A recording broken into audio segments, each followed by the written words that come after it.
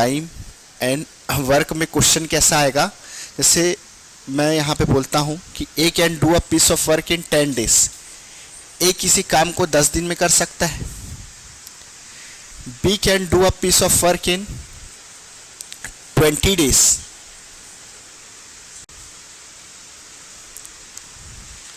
देखो इधर देखो, ए एक दिन में, ए किसी काम को 10 दिन में करता है, बी उसी काम को 20 दिन में करता है, तो दोनों ना सेम काम करेंगे।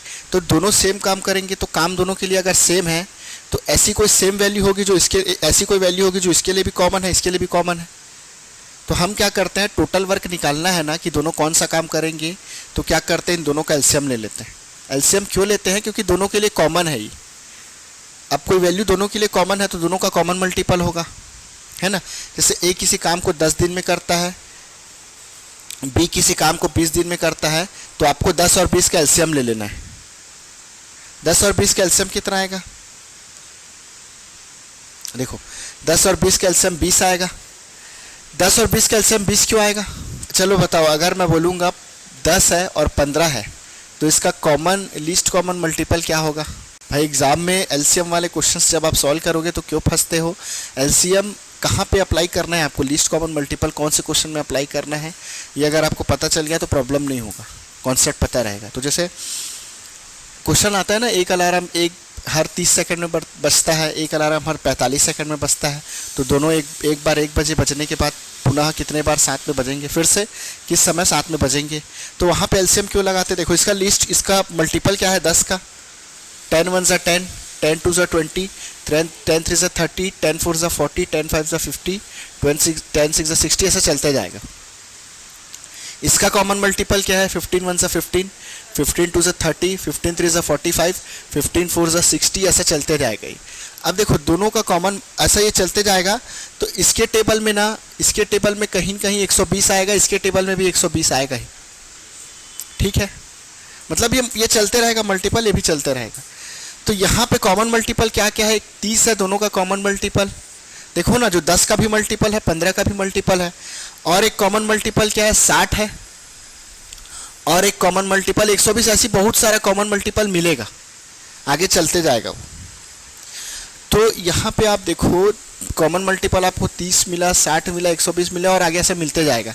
तीनों इन सब में लिस्ट कौन सा होगा, 30, क्योंकि ये सबसे पहले मिल रहा है। आप इसको ये बोल सकते हो कि लीस्ट कॉमन मल्टीपल है या सबसे पहला कॉमन मल्टीपल। तो 30 क्या है, लोवेस्ट लीस्ट कॉमन मल्टीपल।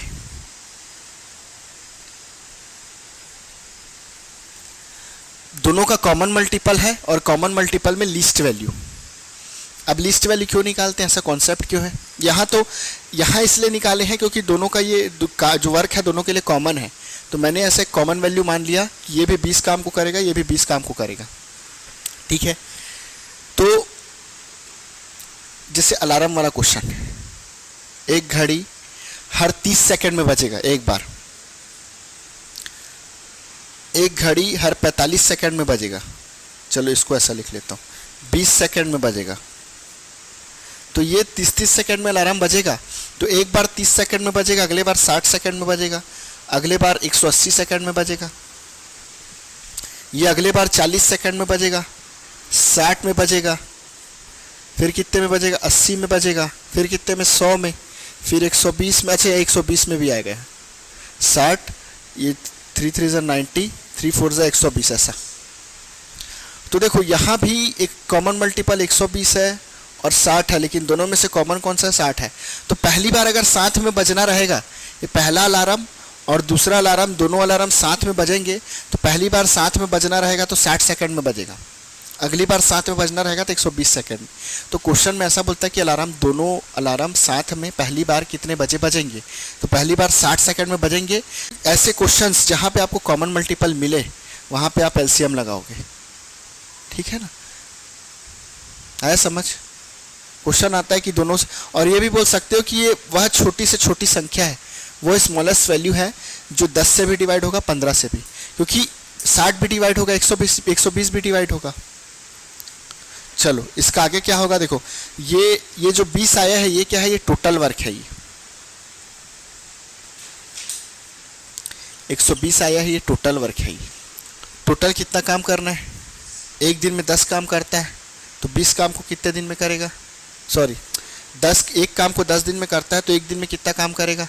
देखो 10 दिन में 10 डेज में कितना काम करता है, 20 काम, तो एक दिन में कितना काम करेगा, 2 काम। तो 10 को 2 से मल्टीप्लाई करो 20 आ जाएगा, 20 को 1 से मल्टीप्लाई करो 20 आ जाएगा। तो एक दिन में 2 काम करेगा, बी एक दिन में 1 काम करेगा, तो दोनों साथ में काम करेंगे तो एक दिन का काम कितना आएगा,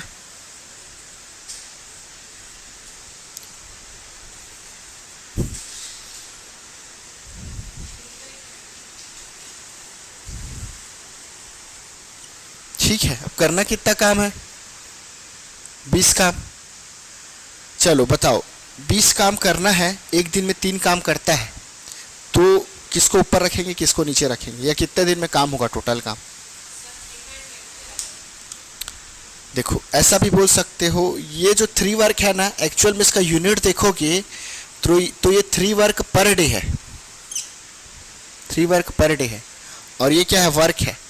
तो अगर आपको डे लाना है तो वर्क ऊपर आएगा, ये एफिशिएंसी है, एफिशिएंसी हमेशा नीचे आएगा।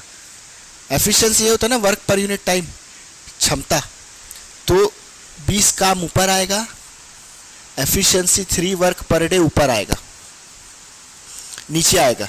देखो वर्क पर डे ये ऊपर में वर्क है, तो वर्क कैंसिल हो गया, देखो वर्क कैंसिल होगा, डे ऊपर चले जाएगा, तो 20/3 मतलब कितना आएगा, 3 6 18, 2/3 डेज।